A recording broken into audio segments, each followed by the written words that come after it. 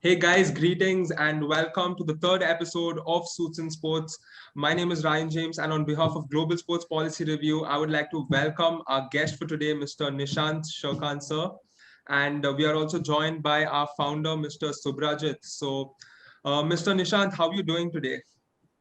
I'm good, Ryan. And first of all, thank you so much, Subhrajit and Ryan and GSPR for inviting me for this particular episode of Suits and Sports. It sounds fancy. Thank you, Nishant. And also, Nishant is one of the youngest, I think, assistant in India has ever found. Like in India, right? Is Nishant? I think is the youngest one to be You seen never in. know. You never know. It is not a competition. But though it's a tag, the youngest in India has ever seen.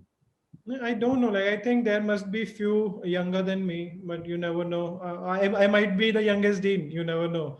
So I'm just trying to work or put in my hours towards it. Let's see what future has for me. Let's see. I'm looking forward to it. So, yes, Nishant is Nishant, also sir, a is is very energetic person, and he is also one of type like he played football also, right? I I still think remember he played football. I think throughout my life, or I think my life has been about sports only. So since let's say I was in sixth or I think seventh standard, since then I've been following football, specifically English Premier League. I've been following Manchester United since the days of Van Nistelrooy. Even Solskjaer used to play Ole, the current manager of Manchester United. Since then, I think it was in 2006 or five I started watching Manchester United's games and even Real Madrid's games. So I was always confused between two clubs. And then there was this game, and there is this game called FIFA. I started playing FIFA World Cup 2006 where Italy won, and then I think from there my interest into football or the sports started growing up, and it also sort of got into my physical life or the physical part of my life also. I started playing football, I started playing cricket.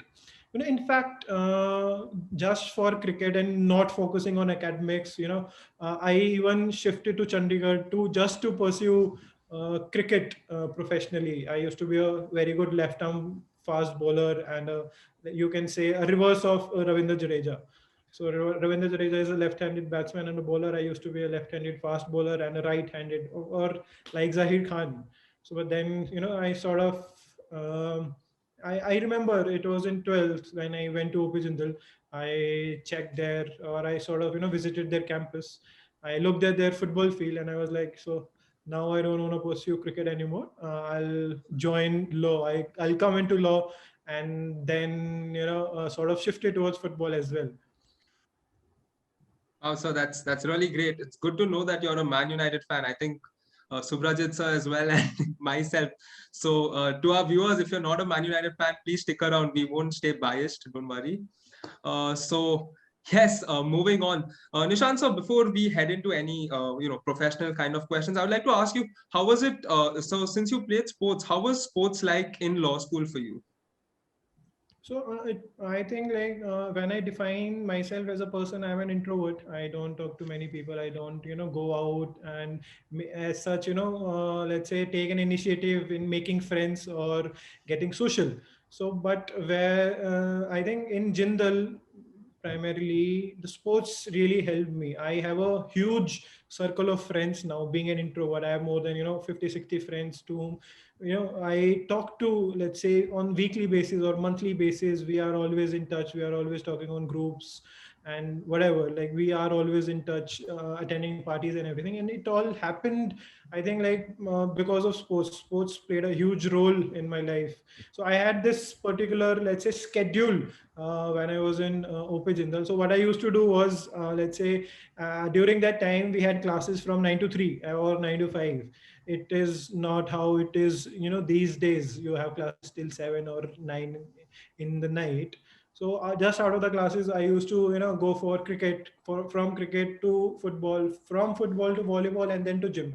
So all these four things, let's say, coming together, and I started making friends just through sports. And throughout 5 years in my let's say the college life, and even during LLM and during second masters, I always wanted to, get into sports. I always missed, and I miss sports now also. Reason being, I cannot play because I have to go to work 9 to 5, 9 to 6. I'm always working, and now also pandemic has, um, reduce the time, or let's say your social contact with people. So I think, yes, I think sports has played a very big role in the personality development, and also pushing me into a career where I'm able to, focus on the career aspect of it, and also was able to combine my passion for sports with law. Wow. That's a really So elaborate I answer. So and I think like for each and every like the person who is in want to pursue sports law, playing a sport itself makes a very vital, essential part of them, right? Because even for me, for understanding the sports law, it makes me much more easier to understand the law if I doing something practically, right? I think Nishant will be supporting me in this case, right? Someone saying the rules and regulation, and if you are also clear yourself, then you are going for studying that same law. It make you understand the things much more easier, right, Nishant? Yeah, once you What's your understand a view on that? sport, you also understand the regulations behind it, or let's say the rules and regulations related to it. And I think being a lawyer, and understanding, for example, football, I would be able to suggest, or let's say I would be able to, consult with a certain, for example, club. My favorite club is Manchester United. I'll be able to advise them properly if I understand the sport very well, and compared to a person who doesn't understand football, and then they trying to, sort of advise a particular entity. right. So thank you so much, sir, for that answer. I think, yeah, in general, sports, especially in law school, the sports contingent is always a different, it's like an entire different atmosphere and a different experience. So yes, thank you for that, sir. So moving on, my first question to you is, we recently had the biggest, I think one of the biggest controversy in terms of football, the European Super League. And you being a Manchester United fan and Manchester United being involved with it, what was your first reaction to it when you first saw that news? Yeah, first of all, I would like to point out, I'm a Manchester United fan, and I also was confused with, whether I support Manchester United more or Real Madrid more, because I was always confused between the two, obviously, because Ronaldo shifted to Real Madrid. So once, there was a match between Manchester and Real Madrid, they were playing each other in Champions League, and then Ronaldo scored a particular goal.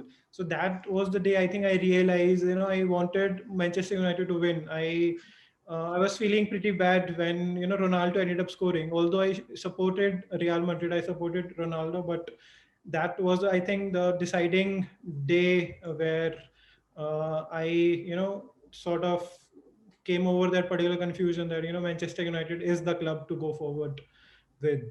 And coming back to the question that you posed, that European Super League is one of the biggest controversies that has ever happened in the, footballing history.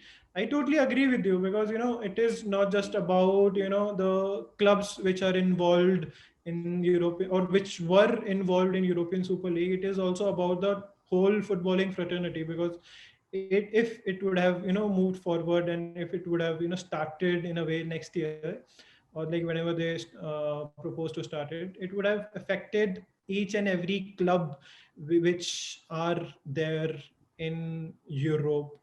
Reason being, the kind of money is involved, the kind of sponsorship is involved, and the money it attracts. If, let's say, the top players in the industry decides to move away from their respective, the domestic leagues and European leagues, it would, the let's say, the effects would have been catastrophic for the smaller clubs, and not just for the smaller clubs, but I think everybody involved, all the leagues involved in it. But I think, like, I'm one of few who are in support, or like who were in support of European Super League. And one from the legal point of view, and the other would have been not from a fair competition, but also, let's say, me being a sports fan, or me being a football fan, keeping aside, people getting affected or the money involved in it, I would love to, let's say, watch Ronaldo playing Messi every week, or I would love to watch, Manchester United playing Real Madrid, Barcelona, or all the top clubs in the world every week. that would take the competition to I think the next level, or the kinds of level we have not seen yet, or we have not experienced yet in the world of football. But keeping it aside, or keeping, let's say, the personal view aside, I think it's uh, the Bosman ruling all over again. Everybody is aware about Bosman ruling. It was also about the fair competition and the right of, a particular football player or a labor to move across European countries freely Free without, movement, right? yeah, free, exactly, the free movement of a worker, and their ability to decide which club to play for, and clubs not affecting that particular decision. So I think it is Bosman ruling, but at a very, very different, huge level altogether.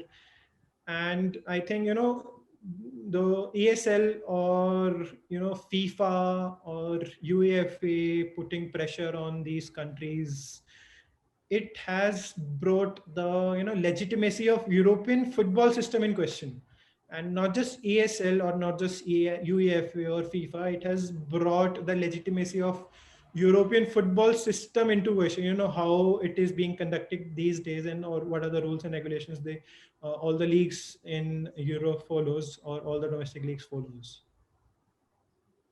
Right. Good. Subhrajit, sir, Like would you like to add on? so, yeah, it's like already we just have a discussing on this fact. So Nishant, even that I was when this thing first came in the strike, like the news, that new league is coming on, and sorry to say, like both the clubs of leagues, they're one of our favorite, but both of Nishant favorites were involved in this club, in this league. Real Madrid and Manchester United, both. Like, see, don't take me otherwise. I'm not that much, though I am a huge fan of Ramos, the way he play, the reason why he play, but I'm not a supporter of Madrid itself. I always feel like Madrid is always something like, maybe it should be controversial for the Madrid fan, has money and they think they can do anything with that money. So when the ESL first came in form, then they were the one who came with this initiative at first stage, like we have money, we can do anything. So like I also feel, I think Ishan will be supporting me in this case. Like I also feel when FIFA itself says something like a open system where each and every individual club nowhere where they stand, they can play a upper division elite league. And Europe already has some elite leagues, which is we say UEFA. UEFA itself is an elite league because only the top clubs are playing in that, and creating something European Super League is fully a separate league. And in this case, they are saying elite league, right? Super means elite. Obviously, the super and elite both are same. But somewhere I, Nishant, I think you will be supporting me this. Somewhere I feel like just showing they have the money and they can do anything because they are not giving that much. See, today maybe if we are considered as a player, today Nishant, you are in playing for Real Madrid, and that's the reason you are going for playing for ESL, right? But tomorrow you are going for another club, maybe go for PSG, then you are not getting the chance to play for European Super League. So it's type of closed system, and they're showing that we are like elite. Elite here does not mean that through a team, through a proper way of playing the game. Elite means by showing the money only. So I feel something like that. Just showing off the money. We have a strong monetary fund. We have everything. So that's the reason we can create our own league. I feel it like that. Exactly, I totally agree with you, Subhrajit. To the extent when we are talking about the leagues and the money being involved, the point I disagree with you is about Sergio Ramos, because me being a defender, I always follow this one particular motto: either you get the ball or you get the man. If you are not able to get the ball, you always go for the man. So I think being a defender, or defenders are supposed to be like that, because you commit one mistake and there's a goal, and no one would let you forget about that particular mistake. So it's best to always dislocate the shoulder of the opposition. For example, Mohamed Salah, like Sergio Ramos did in that particular Champions League final. Obviously, And coming back, that's the technique, right, Nishan? That's the technique. Even I remember when I used to play for Sports Authority of India, I got a red card in 15 minutes of the match. Just 15 minutes of the match, I got the red card. But the opposition striker got suspended for 7 matches, and I got suspended for 2 matches. That's the difference. yeah, definitely. And coming back to, or let's say when we are talking about football, coming back to the money point of it, I think you know when we talk about FIFA or UEFA or any of the entities involved, all these are private entities. They have, gotten into contracts with all the big clubs or all the clubs involved in their respective leagues and federations. It is all about money. It is all about generating money. So there was this, I think in the past there was this proposal for coming up with a world league as well. I think FIFA was the main entity which proposed this particular, let's say, the world league, where they were thinking about tapping the untapped Asian market when it comes to revenues, or when it comes to generating money from football. Why? And they were thinking about giving slots to two slots to India. Whether India would be able to compete at the highest levels with the European clubs, I don't think at this particular point we are, at that level where we can compete, play every week, and win matches against European clubs. But still, there was this proposal of giving slots to India, giving slots to other Asian countries, where the kind of TRP they would generate, or the kind of revenue they would generate, would be higher, although the clubs won't be performing at the same level. So again, why this particular proposal came into being, or why there was even chatter about it, all about money. So that is why I don't think the clubs which were involved in ESL were wrong to sort of create a breakaway league. Reason being, I think it is FIFA and UEFA, if they would have banned all the clubs or all the players involved in the particular ESL or the Super Breakaway League, they would have been in contradiction with the European Union rules and regulations or the statutes. And one in specific, I would like to talk about, the treaty which is involved, TFEU, which we call it. Yeah, TFEU, Treaty of, so Treaty of Functioning of European Unions, basically. So, the articles involved in it. So before getting into, let's say, the specific articles, or talking about, which kind of rules and regulations they would have violated, UEFA and FA, before that, me being an employment lawyer, or me being, the lawyer who is pretty much focused on sporting contracts and footballing contracts in specific. So just imagine, the proposal of ESL raises, very interesting questions when we talk about employment relations between breakaway clubs and their players. We're not talking about the other clubs. We are talking about, let's say, the 12 clubs which were involved in ESL. So now just think for a moment, can a player be forced to remain under the contract? For example, can you force Bruno Fernandes to stay under the contract with Manchester United, where his ability to represent the country at international level, for example, in the football World Cup, FIFA Football World Cup, be hampered because he plays for Manchester United and in European Super League. So about Portugal. Portugal has now one of the best teams in the world. Like France was in the last World Cup, they had that depth. They had the quality, the kind of quality at each position. They had, I think, minimum of three world-class players at a particular position to play for France. Now, the similar is the situation for Portugal. And now thinking about, their probability of winning, or, having a FIFA World Cup in their locker. Now, if can you, let's say, as Manchester United, force Bruno Fernandes, or implement his contract saying that although these were not the terms initially which we agreed upon you playing in Champions League, you playing in let's say any of the European competitions, and also in English Premier League, and it wouldn't hamper your ability to represent your country internationally. So now it would have changed if ESL would have come into existence.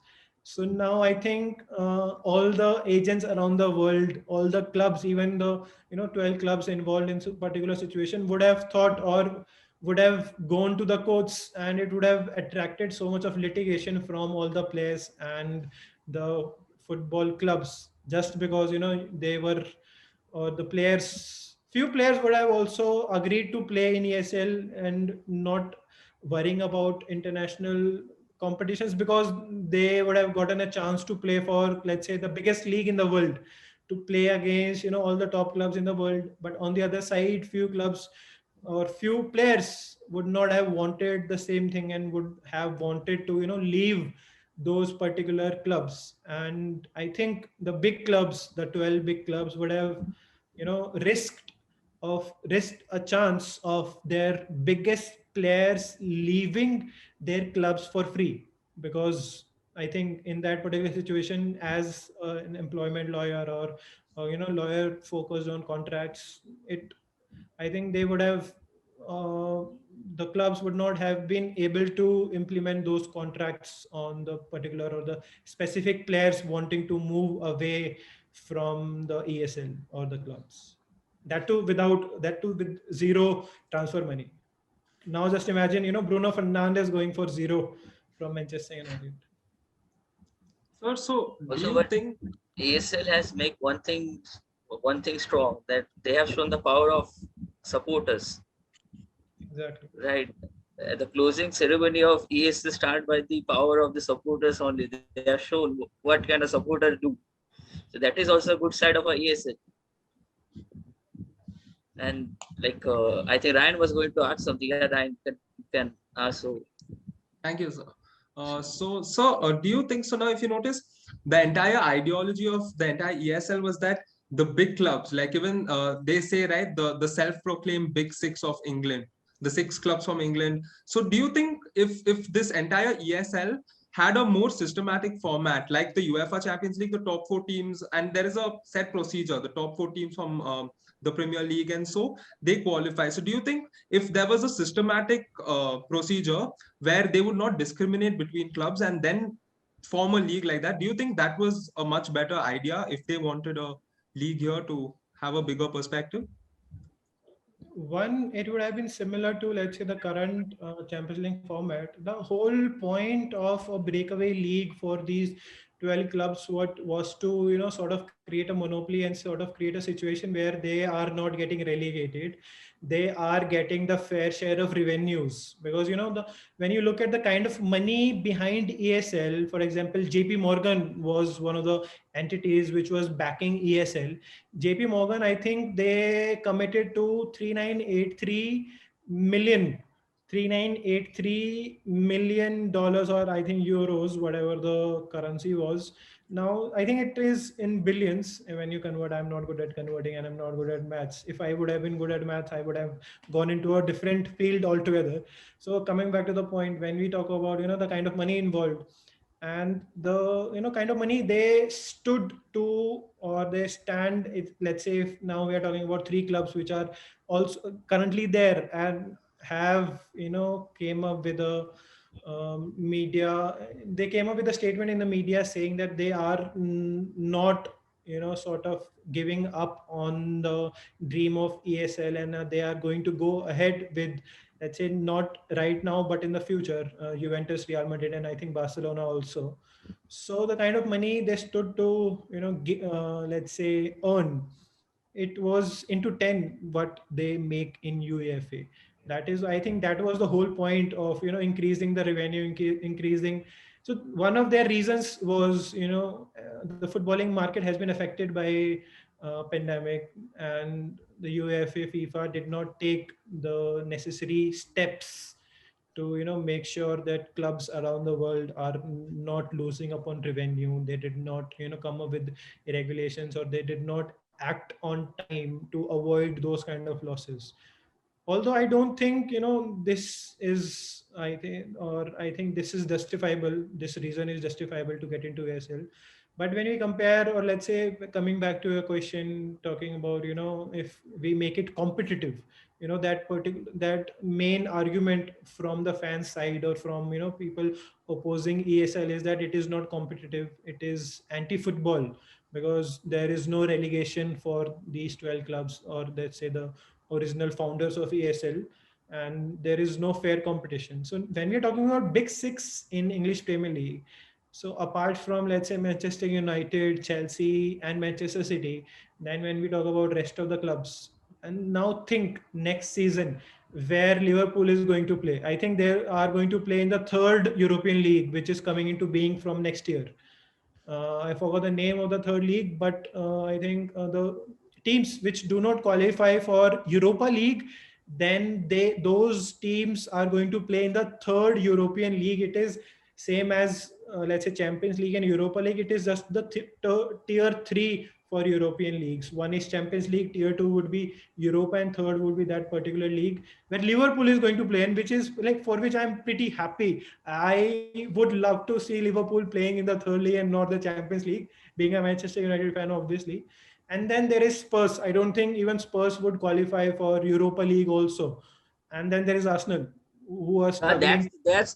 the point. Arsenal and their favorite spot is number 4, but this time One, they are not in number 4. yeah, one being an Arsenal fan is really difficult. It is really, really difficult. It reduces the age of a Arsenal fan. If you are an Arsenal fan, you will die early just because you support Arsenal. So coming back to the question, I think, yeah. So it is not at all about, or it was not at all about competition. If you look at the competition, I think Leicester, I think any other club would have qualified before Spurs or Arsenal. And just because they have that kind of money in their lockers, just because they are that sort of a brand, they attract revenue. That is why they were able to qualify for it, and not because the kind of football they are playing currently. And not just currently, I think it is about past 5 years. In past 5 years, the kind of, I think, I don't remember when was the last time Arsenal played Champions League.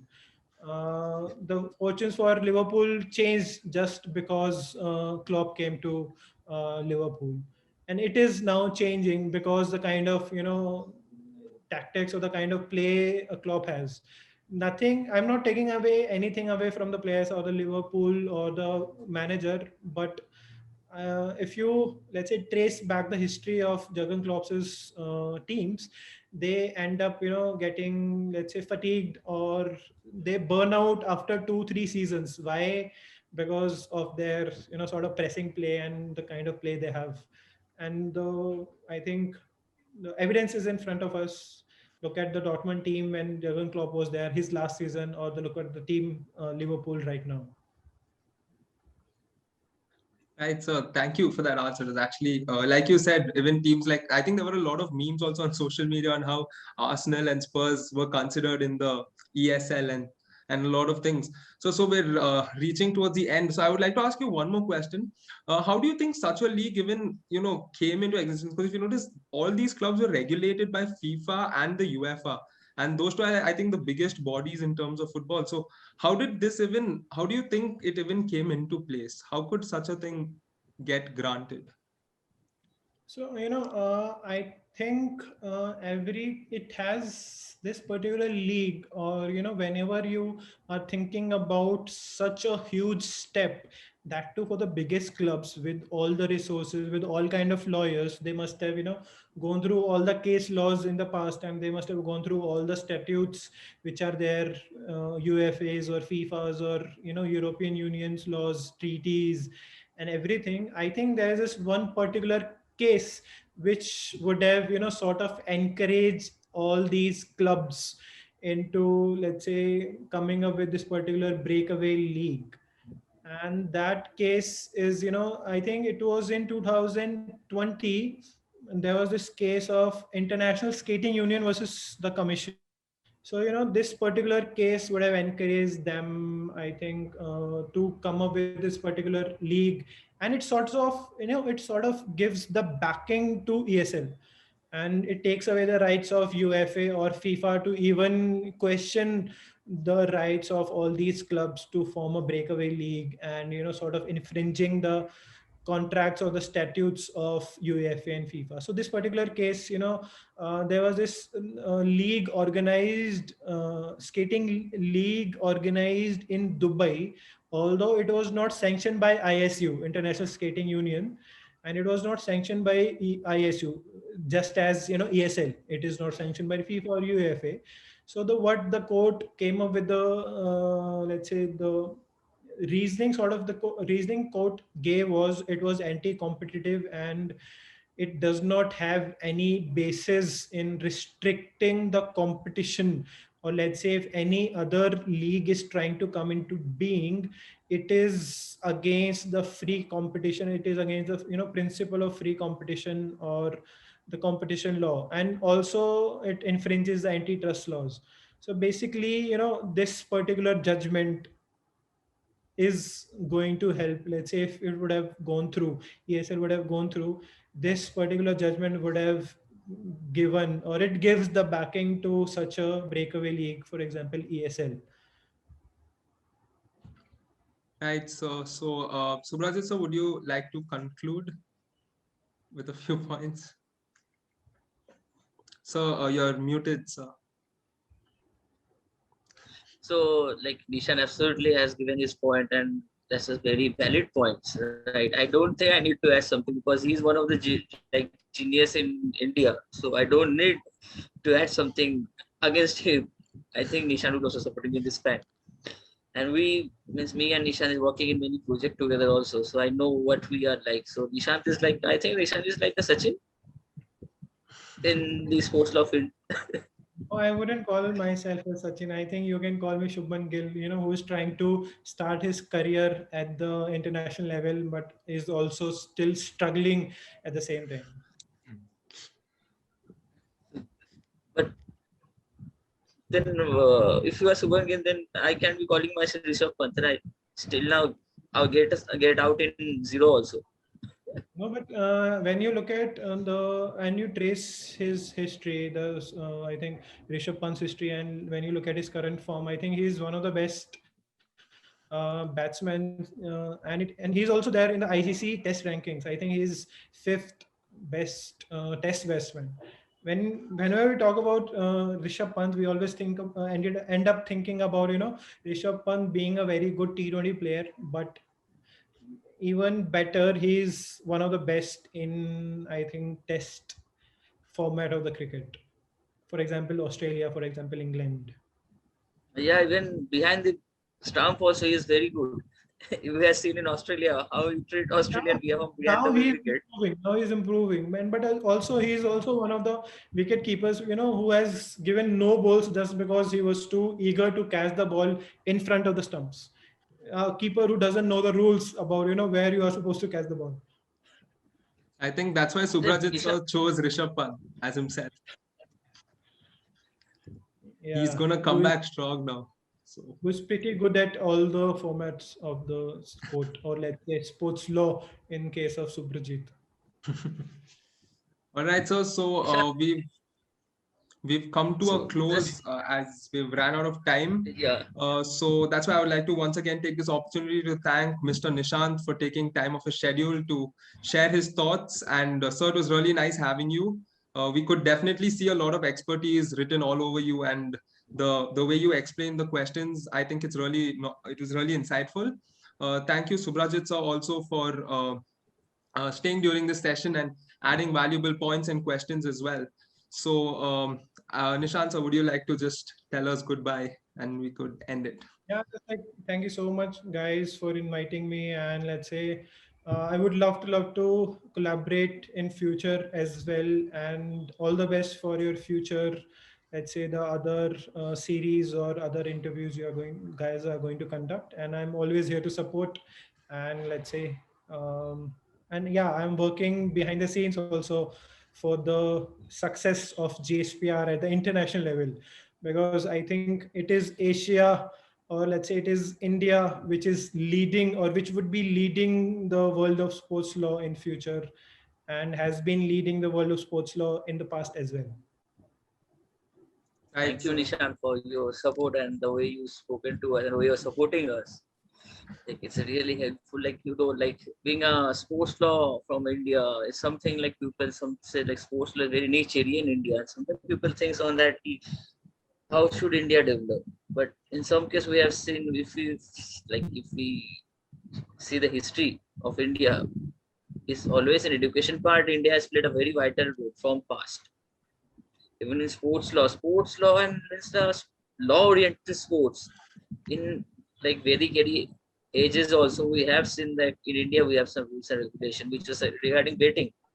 So yeah, thank you Nishant. I don't want to like make it long conversation. we will consider this here only.